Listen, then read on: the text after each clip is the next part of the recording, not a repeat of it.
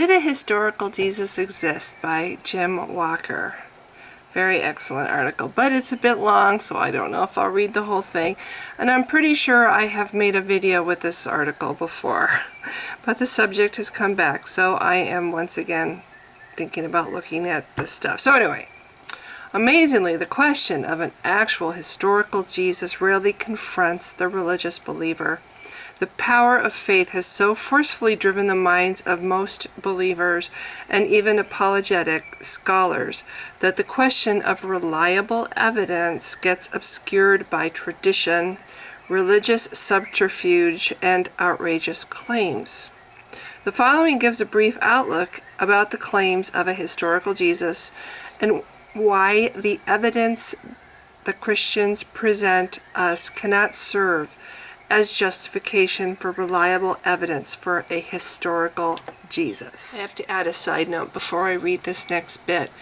Contemporary records, contemporary writings would be writings by people who actually lived during Jesus's lifetime.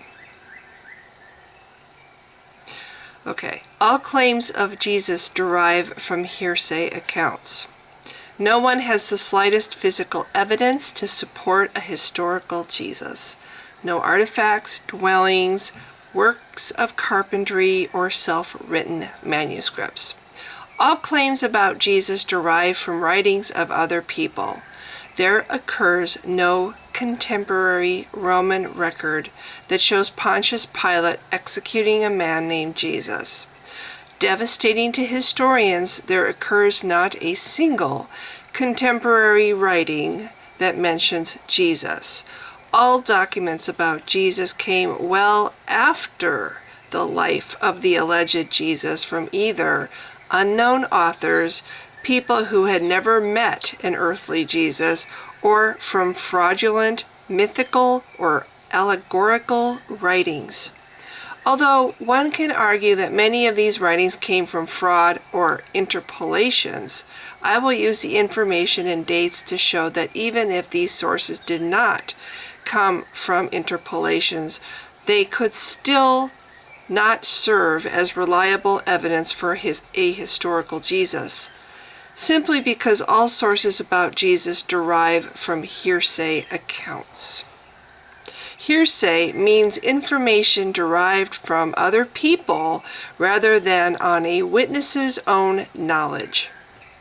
Courts of law do not generally allow hearsay as testimony, and nor does honest modern scholarship. Hearsay does not provide good evidence, and therefore we should dismiss it.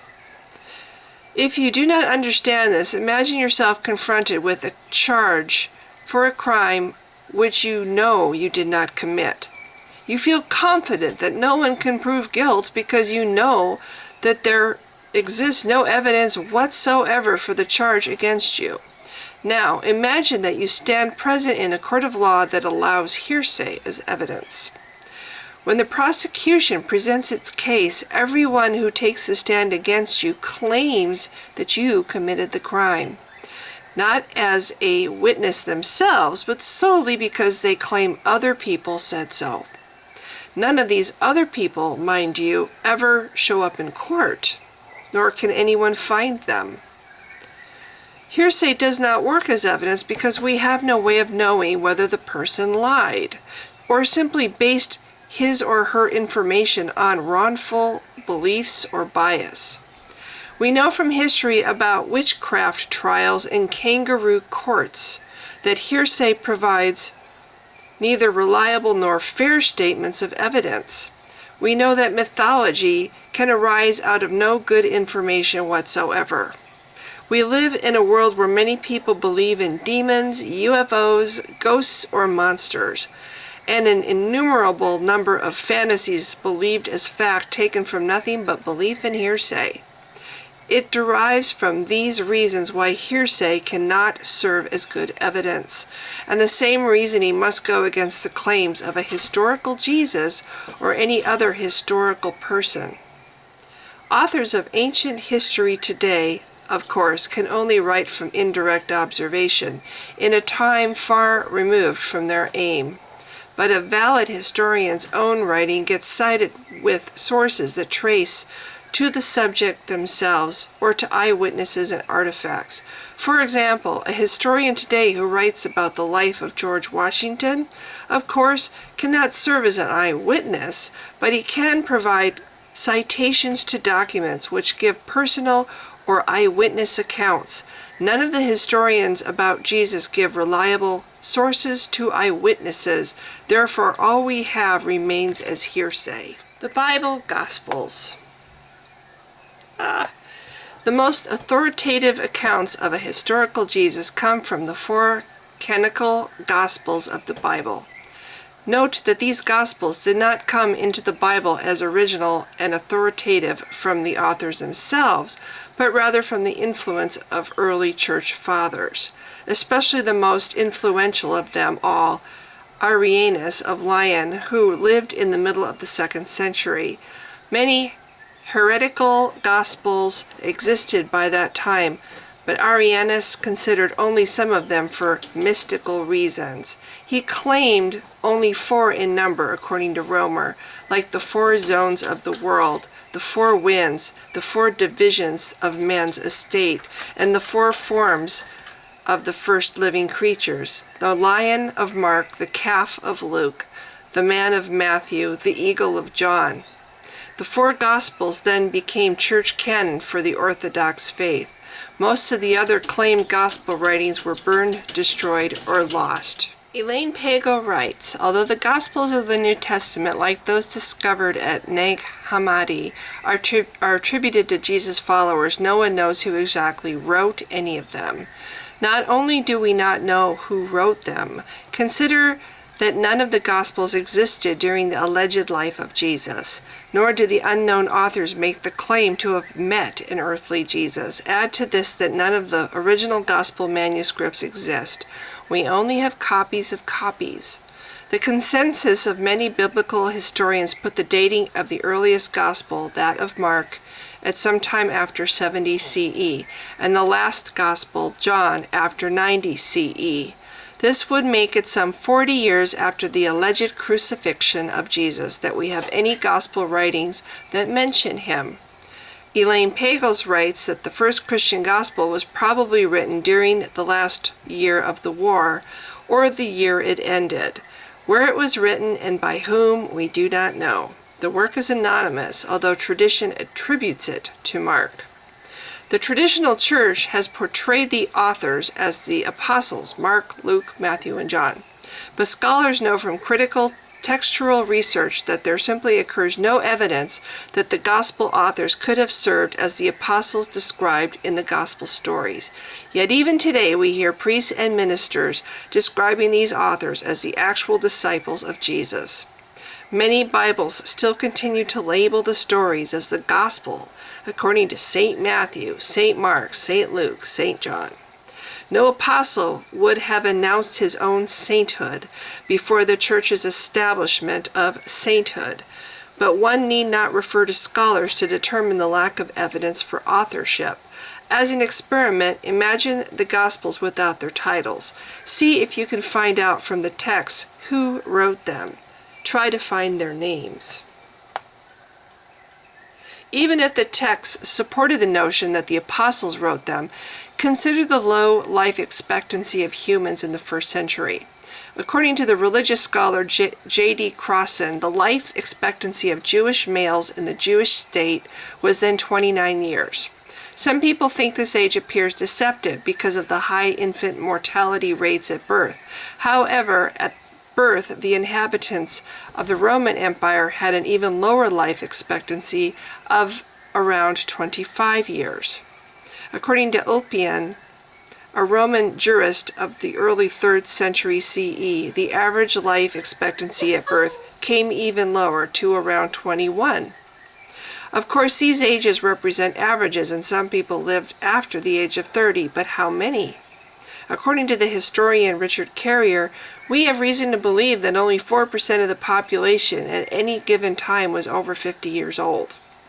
Over 70, less than 2%. And that is under normal circumstances. But the Gospels were written after two very devastating abnormal events: the Jewish War and the Neronian persecution, both of which would have combined greatly reduced the life expectancy of exactly those people who were eyewitnesses to the teachings of Jesus. And it just so happens that these sorts of people are curiously missing from the historical record precisely when the Gospels began to be circulated. Even if they lived to those unlikely ages, consider the mental and physical toll, especially during the first century, which would have likely reduced their memory and capacity. Moreover, these small percentages of people who lived past 50 were usually wealthy people, aristocrats, politicians, land and slave owners, etc. However, the Gospel suggests that the followers of Jesus lived poorly, and this would further reduce the chances for a long lifespan. Although the New Testament does not provide the ages of the disciples, most Christians think their ages came to around 20 to 30 years old. Jesus' birth would have had to occur before Herod's death at 4 BCE. So if Jesus' birth occurred in the year 4 BCE, that would put the age of the disciples at the time of the writing of the first gospel at around age 60 or 70, and the last gospel at around age 90 to 100. Based on just life expectancies alone, that would make the probability unlikely that they lived during the writing of the first gospel, and extremely unlikely any of them lived during the writing of the last gospel. And I have used only the most conservative numbers. The Gospel of Mark describes the first written Bible gospel.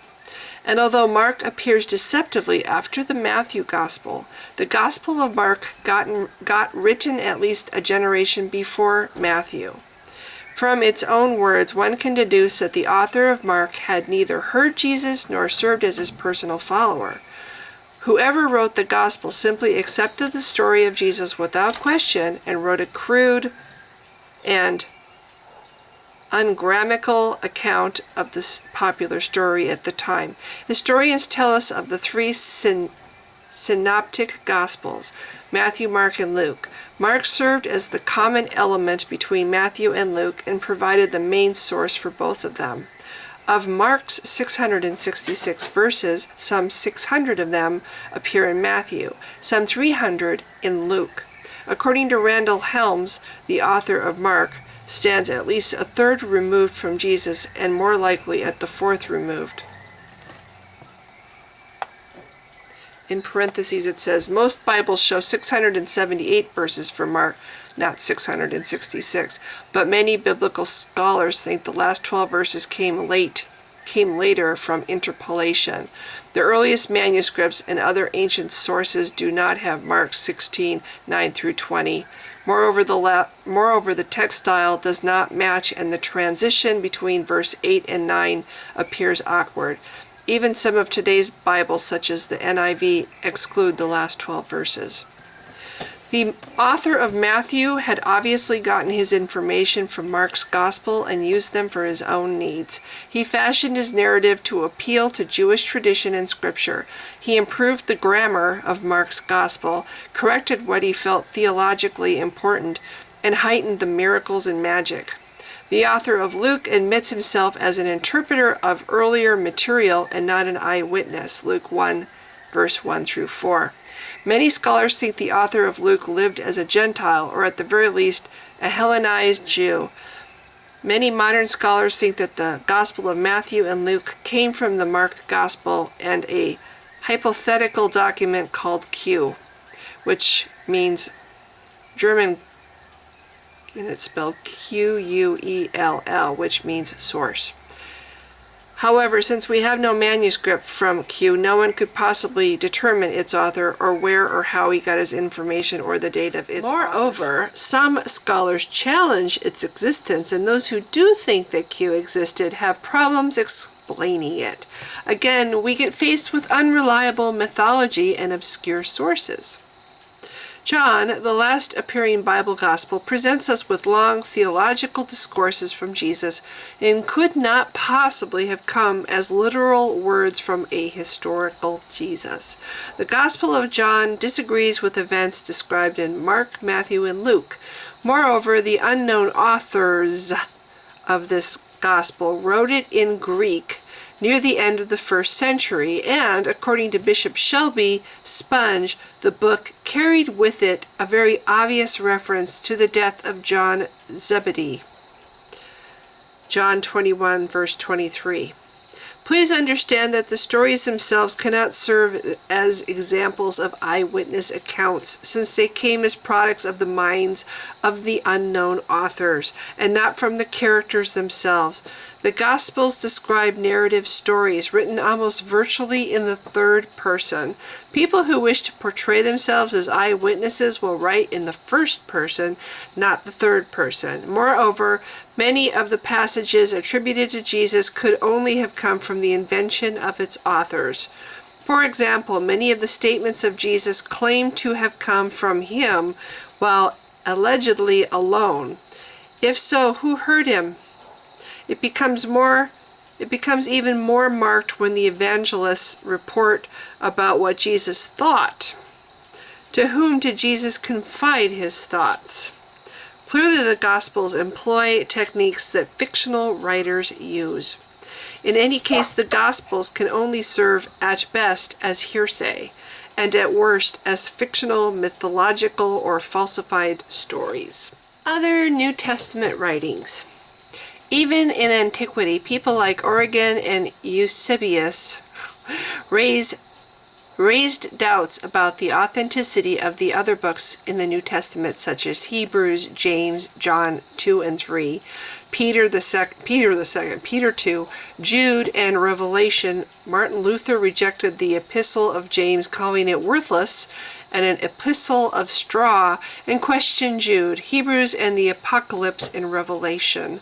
Nevertheless, all New Testament writings came well after the alleged death of Jesus from unknown authors, with the possible exception of Paul, although still after the alleged death. Epistes of Paul. Paul's biblical letters, epistles, serve as the oldest surviving Christian texts, written probably around 60 CE. Most scholars have little reason to doubt that Paul wrote some of them himself. Of the 13 epistles, Bible scholars think he wrote only 8 of them. And even here there occurs interpolations. Not a single instance in any of Paul's writings claims that he ever meets or sees an earthly Jesus. Nor does Paul give any reference to Jesus' life on earth, except for a few well-known interpolations. Therefore, all accounts about a Jesus could only have come from other believers or his imagination. Hearsay. Epistle to the Galatians. In this letter, Paul describes a meeting with Peter and James, the Lord's brother. Galatians 1, 18 through 20. The problem here involves the meaning of Lord's brother. Some scholars think this means the biological brother of the Lord, while others think it means brother in a communal spiritual sense, as all Christians are the Lord's brothers and sisters. Note, never does any epistle refer to the brother of Jesus. In all cases, Paul uses the word Lord consistent with the spiritual sense. In any case, even if this phrase did mean a biological brother, Paul could not have known that James had a brother. At best, he could only have believed it because his information could only have come from another person, most likely James himself. That makes this letter Epistle of James. Although the epistle identified a James as the letter writer, but which James? Many claim him as the gospel disciple, but the Gospels mention several different Jameses. Which one? Or maybe this James has nothing to do with any of the gospel Jameses. Perhaps this writer comes from any one of the innumerable Jameses outside of the Gospels. James served as a common name in the 1st century, and biblical scholars simply have no way to tell who this James refers to. More to the point, the Epistle of James mentions Jesus only once as an introduction to his belief. Nowhere does the epistle reference a historical Jesus, and this alone eliminates it from a historical account. Epistles of John. Scholars tell us the epistles of John, the Gospel of John and Revelation, appear so different in style and content that they could hardly have the same author. Some suggest that these writings of John come from the work of a group of scholars in Asia Minor who followed a John, or they came from the work of church fathers who aimed to further the interests of the church.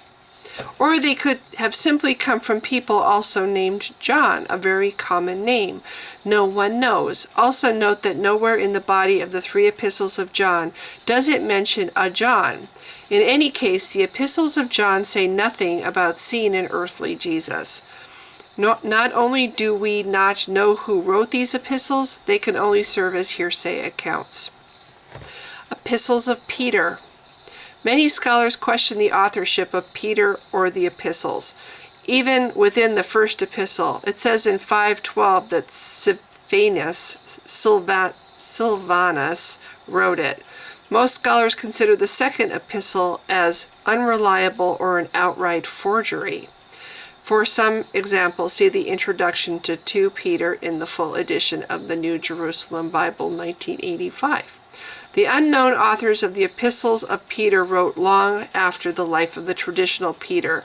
Moreover, Peter lived, if he ever lived at all, as an ignorant and illiterate peasant. Even Acts 4:13 attests to this. In short, no one has any way of determining whether the epistles of Peter came from fraud, an author claiming himself to know what Peter said, hearsay, or from someone trying to further the aims of the church. Encyclopedias usually describe a tradition that St. Peter wrote them. However, whenever you see the word tradition, it refers to a belief passed down within a society, in other words, hearsay. Epistle of Jude. Even early Christians argued about its authenticity. It quotes an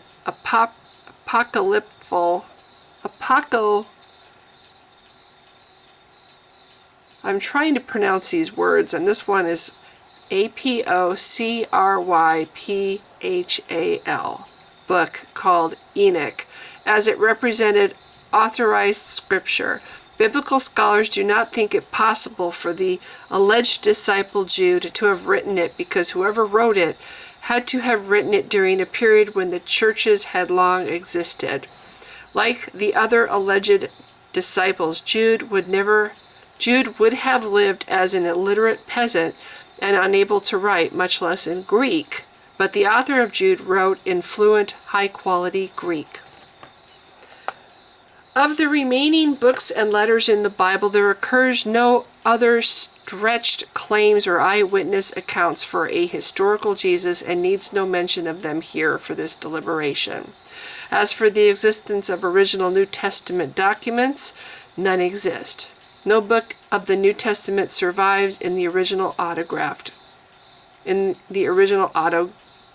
copy. What we have then comes from copies and copies of questionable originals. If the stories came piecemeal over time, it appears it has, then there may never have existed an original.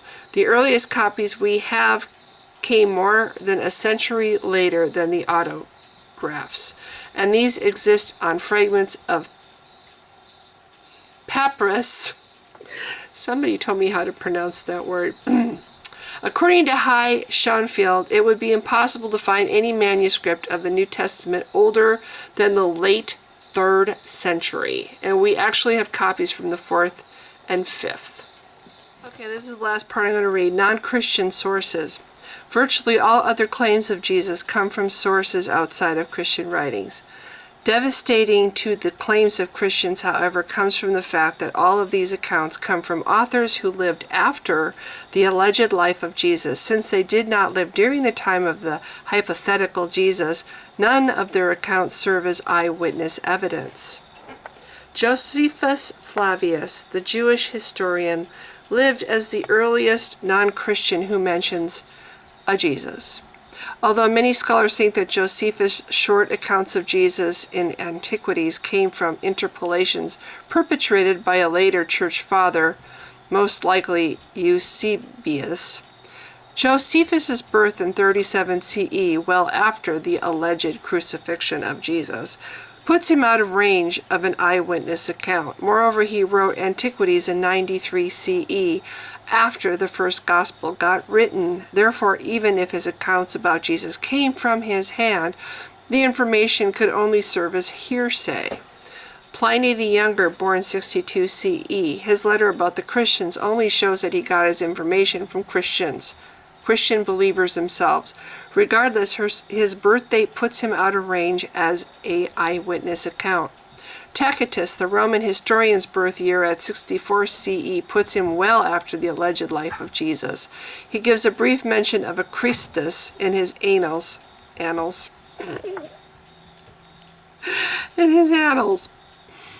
which he wrote about 109 CE. He gives no source for his material, although many have disputed the authenticity of Tacitus' mention of Jesus.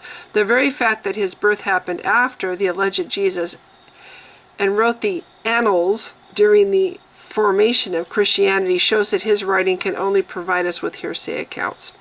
Suetonius, a Roman historian born in 69 CE, mentions a Christus, a common name.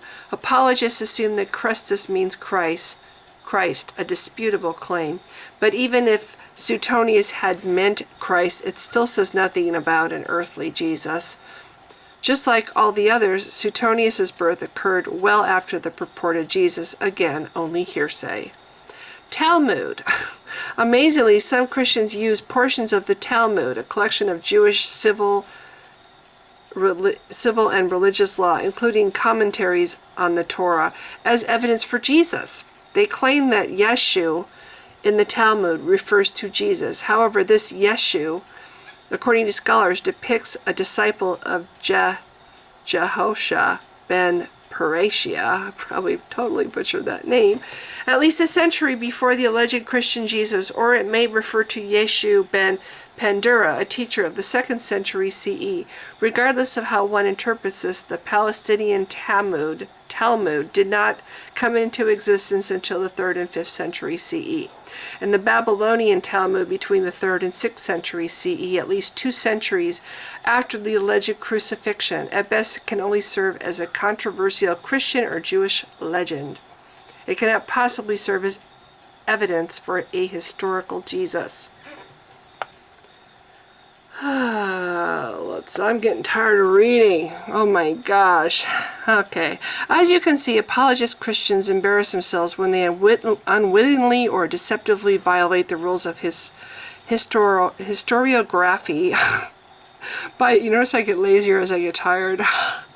By using after the event writings as evidence for the event itself.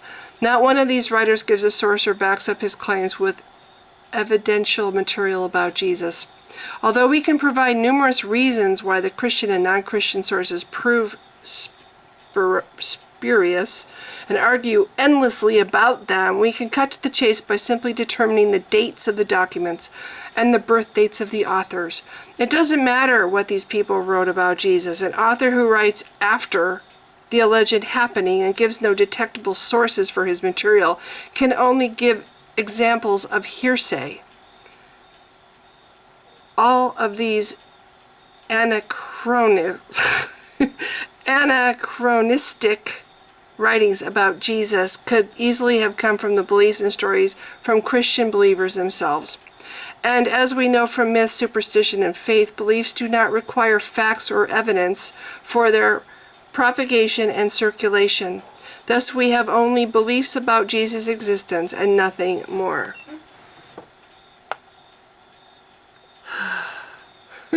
Oh, I have to read this because some people bring this up. Letters of Pontius Pilate. This would appear hilarious if not for the tragic results that can occur from believing in fiction. Many faithful, especially on the internet, have a strong belief that Pontius Pilate actually wrote letters to Seneca in Rome where he mentions Jesus and his reported healing miracles. Considering the lack of investigational temper of the religious mind, it might prove interesting to the critical reader that the main source for the letters of Pilate come from W.P. Crozier's 1928 book titled Letters of Pontius Pilate, written during his governorship of Judea to his friend Seneca in Rome. The book cites Crozier as the editor, as if he represented a scholar who edited Pilate's letters. Well, from the title, it certainly seems to indicate that Pilate wrote some letters, doesn't it? However, unbeknownst or ignored by the uncritical faithful, this book represents Crozier's first novel, a fictionized account of what he thought Pilate would have written. During the first publication, no one believed this novel represented fact, and reviews of the day revealed it as a work of fiction.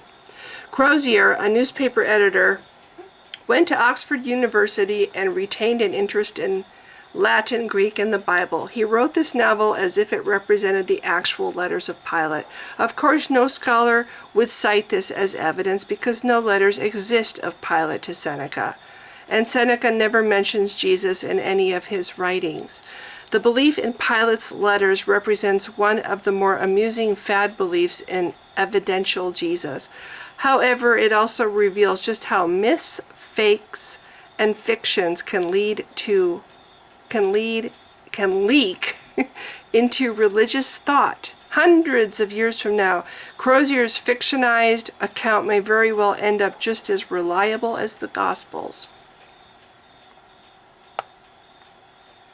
Holy shit, this is a long article. I recommend it. I will put the link below because he writes, like, what about the writings during the life of Jesus? Yep. So there's a lot more. I could keep going, but I think I'm going to drop dead if I keep trying to read. I might just drop dead. Too many big words. Too many big words. I'm gonna die. Actually, I thought I did pretty good up until about halfway, and then I just start, Anyway, so this is just stuff. It's a long ass video, even just with the little bit that I read from this big ass article. So check out the whole thing if you want to read more, and if you've been watching all this time, thank you. Bye.